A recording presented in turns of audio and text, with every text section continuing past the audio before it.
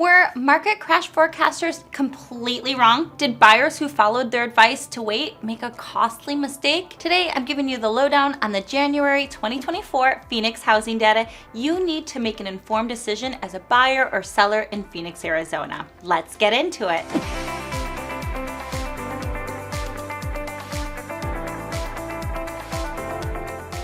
Can we all just take a big sigh of relief that it feels like the worst may be behind us? I know, before you come at me in the comments, let me explain. First, rates have come down from their peak of 8%, and I know many are very grateful for this. Mortgage rates have now dropped about 1.4% since they peaked at 8% in October, saving a borrower nearly $380 per month on a $400,000 loan. That's a payment decline of 13%. For every 1% in rate drop, it saves you about $100 or more on your monthly payment, and that really adds up. And that 1% can add around $30,000 to your purchase power. This will go a long way in helping our affordability. Second, anecdotally, I am seeing more buyers dipping their toes slowly into the buying pond to see what their options are. I think most are starting to acknowledge and accept that the rates will stay in the sixes for the foreseeable future. I know many of my mortgage friends and partners have also told me that they've seen a big uptick of applications flowing in. After a tough year, I know we are all extremely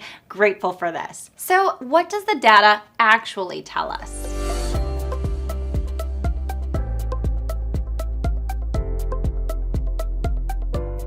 Remember that buyer's market we had? Yeah, that's gone. It was short-lived at only 7 weeks. The Cromford Market Index is currently sitting at around 117, 118, which puts us in a weak seller's market. 10 out of 17 cities are now seller's market. We have 4 imbalanced and 3 that remain buyer's markets. Apache Junction and Tolleson are currently leading the way as the hottest cities, followed by both Chandler and Anthem. If you're a buyer in these areas, you may start seeing multiple offers or homes going much faster than you anticipate. So what's going on? Supply is mounting rapidly in the more expensive locations and also in some of the cheapest and most distant areas from Central Phoenix. Faring very well over the last month are that mid-range areas that are not too far from the center of the valley. These include Glendale, Tempe, Chandler, Gilbert, Peoria, and of course Phoenix itself. These markets are looking remarkably strong and price increases are to be expected here. It is a different story at the top end of the market, which has been flooded with new listings over the past month. The higher up the price range you go,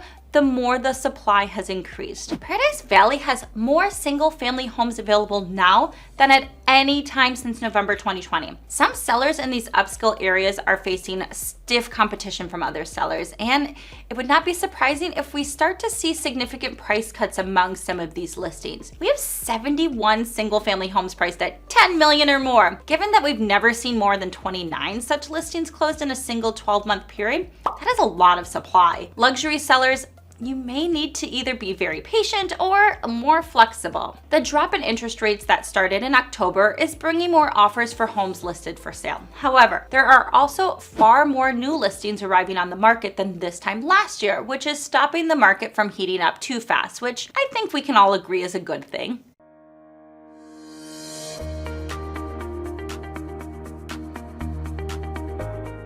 Closed listing counts remain desperately low at about 4,400 per month, only up 1.1% from this time last year. However, the number of listings under contract is growing nicely, up 45% from the dismal count at the start of the year. This is slightly better than the 43% we saw a year ago, but not enough to signal a dramatic change in mood among buyers quite yet. Many people unwisely predicted a market crash last year. There is still no sign of a market crash in the short or medium term. But the big difference between this year and 2023 is the strengthening of the incoming supply. We have seen almost 20% more new listings year to date than we did in 2023. Many of these crash forecasters tend to focus almost exclusively on demand and were dismayed by the weakness in demand 12 months ago. However, supply is equally important, and many of the same people fail to notice that unusually weak supply was the key issue in early 2023. That weakness has evaporated, and although the active listing counts are still low by long-term standards, they are looking much healthier than last year. The number of active listings without a contract is up 7.1% over the last month. Last year, they went down to 4.3%. This is a significant difference. It is always good for a seller to have less competition from other homes. In some price ranges, the competition has increased dramatically since the start of the year, but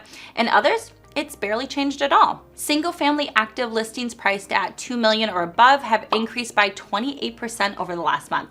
This is unusual. Single-family active listings priced between $500,000 and $2 million have seen an increase of 8%. Now, this is usual for this time of year. Now, single-family active listings priced below $500,000 have seen a fall of 0.2%. This means the low end of the market is still experiencing tight supply. Before I dig into prices, if you're finding this video helpful, don't forget, give it a thumbs up and subscribe to my channel for more updates, insights, and the latest Phoenix real estate market data. Also, if you want to know about any specific data points, go ahead and let me know in the comments and I'll provide you with the information.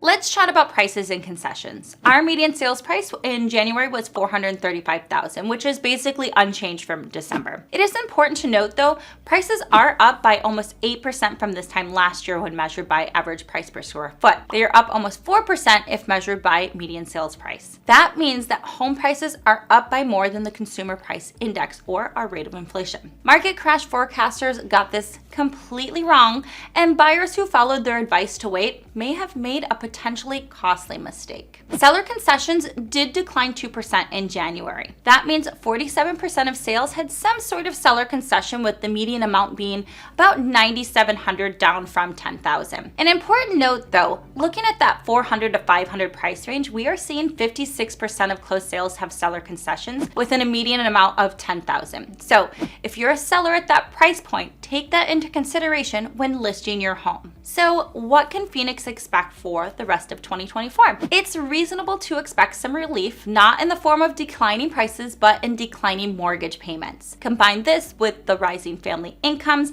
and we can expect affordability measures to improve along with demand. It's not reasonable to expect another insane market with skyrocketing prices like 2020 and 21, or another 12.5% drop in values like 2022. It could be quite boring in terms of price for the first quarter, but uplifting with more traditional home buyers getting back into the game. Things could get more exciting after the Fed Reserve meets again in March and further reveals their plans for the Fed funds rate in 2024. So stay tuned. I'm not getting too excited yet, but based on the conversations I've had so far in January with potential buyers, lenders getting an influx of mortgage applications, and the data, I think it's safe to say we are all now in the hopeful stage. As always, if you have any questions about buying, selling, or the Phoenix housing market, don't hesitate to call, text, or email. All of my contact info is below. Until next time, happy house hunting.